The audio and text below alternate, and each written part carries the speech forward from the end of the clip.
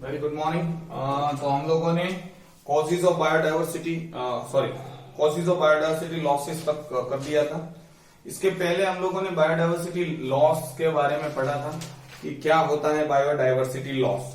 तो over population, urbanisation and industrialisation are the three main causes हम लोगों ने पढ़ा। उसके बाद पैसिफिक आइलैंड पे हम लोगों ने हैबिटेशन स्टार्ट किया, उसकी वजह से 200 species of the birds, native birds थी, वो एक्सटिंक्ट हो गई। 15,500 species world wide extinction threat पे हैं। 31% उसमें से 31% जिम्नोस्पर्म है, 32% एम्फीबियंस है, 12% बर्ड्स है, 23% मैमल्स है। जो रिसेंटली एक्सटिंक्ट हुआ वो बहुत इंपॉर्टेंट है आपके लिए। डोडो बर्ड है वो मॉरिशस का है, उसके बाद क्वागा है वो अफ्रीकन है, उसके बाद थाइलासीन है Australia, then Steller sea cow Russia का है, और टाइगर की स्पीसीज 3 है, बली, जावा एंड कैस्पियन। तो ये सब जो रिसेंटली एक्सटिंक्ट हो गए उनके बारे में हम लोगों ने पढ़ा। उसके बाद क्या होता है लॉस ऑफ बायोडाइवर्सिटी की वजह से, क्या होता है ये हम लोग पढ़े थे। तो उसमें decrease plant production, decrease resistance to the environmental disturbances, increase variability बढ़ जाएगी, बारिश बढ़ जाएगी या फिर कुछ वाटर यूज बढ़ जाएगा। ऐसी बहुत सारी चीजें मतलब अनप्रेडिक्टेबल चीजें आपको देखने को मिलेगी। Next causes of biodiversity losses में हम लोगों ने पढ़ा था, सबसे पहला था हैबिटेट लॉस एंड फ्रेगमेंटेशन। तो ये मेन जो था उसमें हम लोगों ने उनके हैबिटेट, जहां उनके रहने की जगह है, उनको हम लोगों ने तबाह कर दिया है, और या तो बहुत बड़ा एरिया है उसको बड़े फ्रेगमेंट में बांट दिया है। मेन जो एक्सटिंक्शन का रीजन बताया जाता है, primary cause of extinction of species is the destruction of habitat. Habitat का डिस्ट्रक्शन ही प्राइमरी कॉज है। 14% जो land surface tropical rain forest से भरी हुई थी आज 6% है, मतलब 8% लॉस हो गया है। अमेजोन जंगल के बारे में बताया, अमेजोन रेन फॉरेस्ट जिनको हम लोग लंग्स ऑफ द प्लेनेट कहते हैं, वो एग्रीकल्चर, सोयाबीन के लिए और बीफ कैटल के लिए हम लोग उनको क्लियर कर रहे हैं, कट कर रहे हैं। और बड़ा बड़ा जो हैबिटेट चाहिए बड़े बड़े एनिमल को, वो फ्रेगमेंट पे बढ़ गया है बाय कंस्ट्रक्टिंग रोड, बिल्डिंग्स और कुछ भी रेलवे ट्रैक्स, डैम्स और सिटी और समथिंग। तो उसकी वजह से वहां का जो पॉपुलेशन है वो थोड़ा थोड़ा डिक्लाइनिंग हो गया है। ओवर एक्सप्लोइटेशन हम लोग ज्यादा इस्तेमाल करते हैं, उसका एग्जांपल दिया था स्टेलर सी काउ जो रशिया में पाई जाती है, उसको हम लोग ज्यादातर मार रहे हैं। अगर हम लोग ज्यादा इस्तेमाल करेंगे तो they will loss. Next is alien species इन्वेशन। बाहर की स्पीसीज जब यहाँ पे आती है, पॉइजनस इफेक्ट दूसरी स्पीसीज पे करती है, तो हमारी यहाँ की जो नेटिव स्पीसीज है वो खत्म हो जाती है। एग्जाम्पल के तौर पे यहाँ पे नाइल पर्च का बहुत एग्जाम्पल अच्छा है, उन्होंने किक्लिड फिश को एक्सटिंक्ट कर दिया है। ठीक है, नाइल पर्च अफ्रीका में, उनको जब विक्टोरिया लेक पे इंट्रोड्यूस किया तो वहां की जो स्पेशल फिश थी किक्लिड फिश, उनको उन्होंने एक्सटिंक्ट कर दिया। उसके बाद भारत की बात करते हैं, पार्थेनियम, लेंटेना एंड इकोर्निया, इनकी यहाँ पे एंट्री, और बहुत सारे यहाँ के जो इंडिजिनस मतलब हमारे घर के जो सदस्य थे, मतलब इंडिया के जितने भी स्पीसीज थे, वो due to the harmful effect by this cause by this things, उसकी वजह से चला गया था। उसके बाद इंट्रोडक्शन ऑफ अफ्रीकन कैटफिश, ये भी याद रखना, एक शायद भूल गए पॉइंट।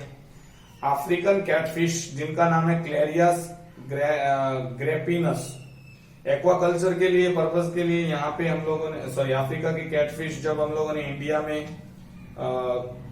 इंट्रोड्यूस की, क्योंकि एक्वाकल्चर हम लोग पढ़ेंगे एक्वाकल्चर क्या होता है, मतलब फिश और बहुत सारी चीजें। तो हम लोगों ने कैटफिश अफ्रीका की यहाँ पे इंट्रोड्यूस की, तो यहाँ की जो रिवर की इंडिजिनस फिश थी कैटफिश, अफ्रीका की कैटफिश ने इंडिया की कैटफिश को आउट कर दिया, क्लीन बोल्ड, मतलब वो अब बची नहीं। को एक्सटिंक्शन मैंने बोला, तुम मर जाओगे तो मैं तुम्हारे बिना जिंदा नहीं रह पाऊंगा, that is the co extinction. Loss of one species result into the loss of other species due to the obligatory association. ऑब्लिगेटरी मतलब कंपल्सरी, इसके बिना ये नहीं रहेगा। नेक्स्ट हम लोग अब पढ़ने वाले हैं वो है रीजन फॉर बायोडाइवर्सिटी कंजर्वेशन। हमको क्यों कंजर्व करना चाहिए, रीजन फॉर बायोडाइवर्सिटी कंजर्वेशन। अलग अलग रीजन है। पहला रीजन है नैरोली यूटिलिटेरियन आर्ग्यूमेंट्स।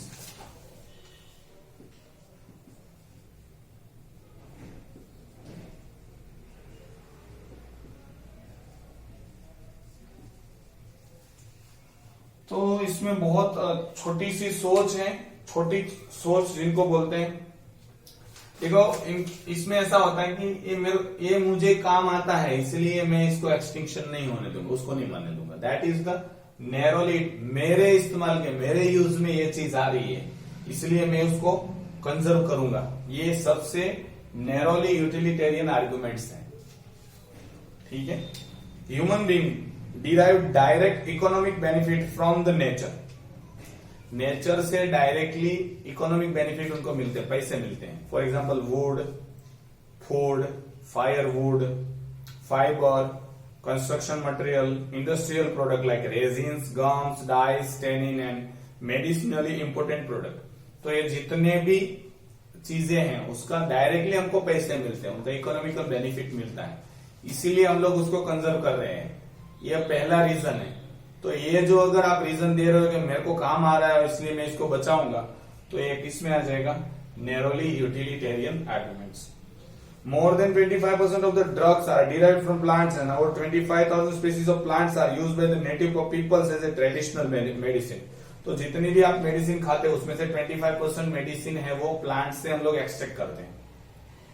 और 25,000 से ज्यादा भी जो प्लांट है, प्लांट की स्पीसीज है, उनको हम लोग डायरेक्टली मेडिसिन में इस्तेमाल। देखो आप रसोई बनाते हैं तो उसमें हम लोग बहुत सारी चीजें ऐड करते हैं फ्लेवर के लिए, टेस्ट के लिए, ठीक है, लेकिन उसके अंदर जो कंपोनेंट है वो हमारे लिए बहुत जरूरी है।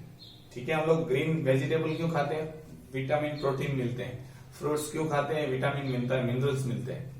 हम लोग सारी पल्सेस क्यों खाते हैं? तो it is like a medicine, pre medicine जिनको हम लोग बोलेंगे, प्रिवेंशन कर रहे हैं हम लोग। अगर आप नहीं खाओगे तो आपको वो डिजीज हो जाएगा। ठीक है। तो इस तरह से हम लोग इसका इस्तेमाल कर रहे हैं। तो मेरे लिए मैं इसको क्यों बचाऊंगा? क्योंकि मुझे ये काम आता है। अगर ये सोच है तो आपकी आ जाएगी narrowly utilitarian arguments. Second is broadly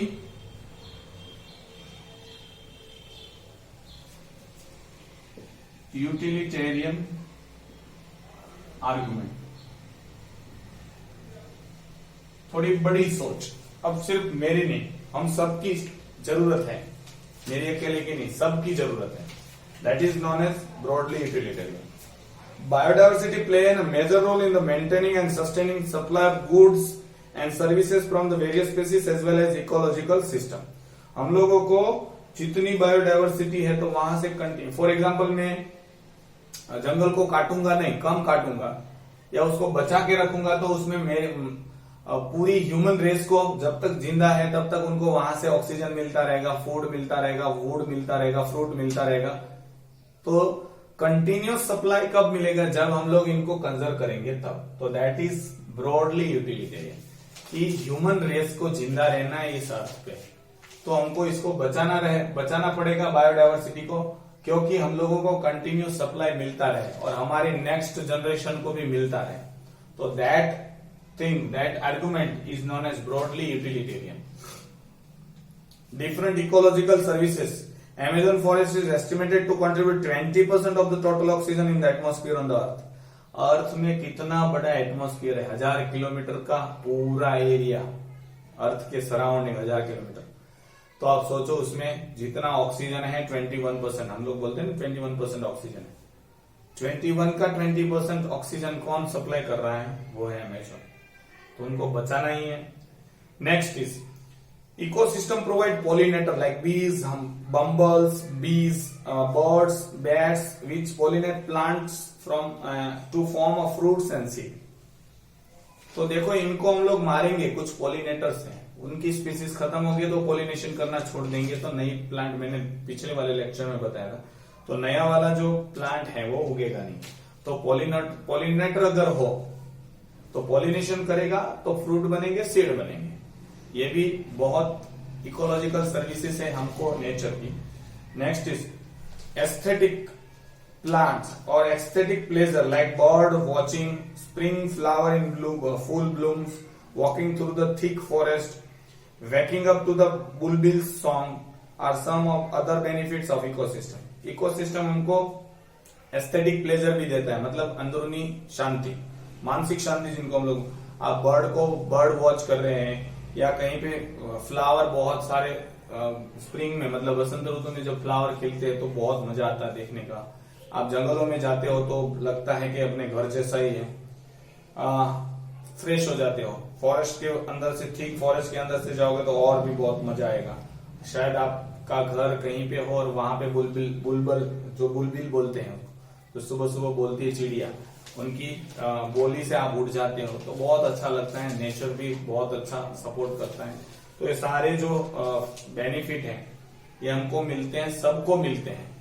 that is known as broadly utilitarian arguments.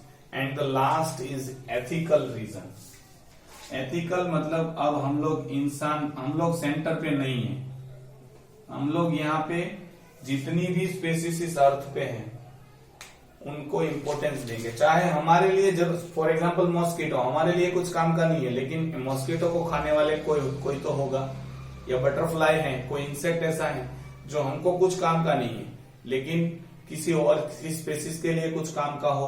A good, I think so intermediate, good intermediate for the food chain के लिए भी हो, ऐसा भी हो सकता है। बहुत सारी चीजें हम लोग कर सकते हैं।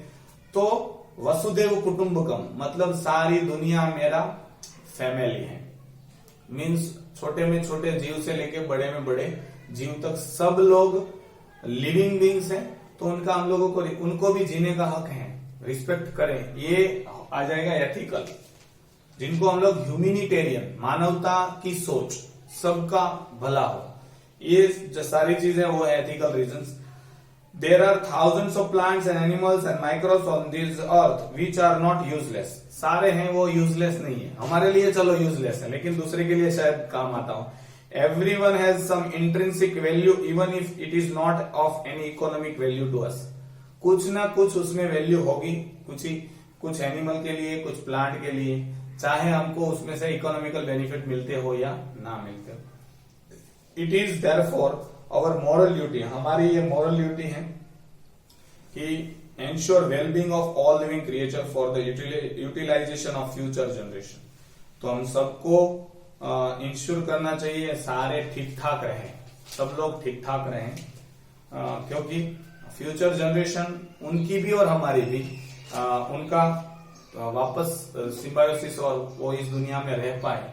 इसलिए अगर ऐसा हुआ कि हम लोगों ने सब खत्म कर दिया, सिर्फ इंसान ही बचे हैं, तो क्या उनके बाद बहुत सारे प्रॉब्लम सहन करने पड़ेंगे। तो इस तरह से हम लोगों ने बड़े रीजंस बायोडायवर्सिटी कंजर्वेशन क्यों करने चाहिए वो रीजंस हम लोगों ने यहाँ पे डिस्कस किए हैं।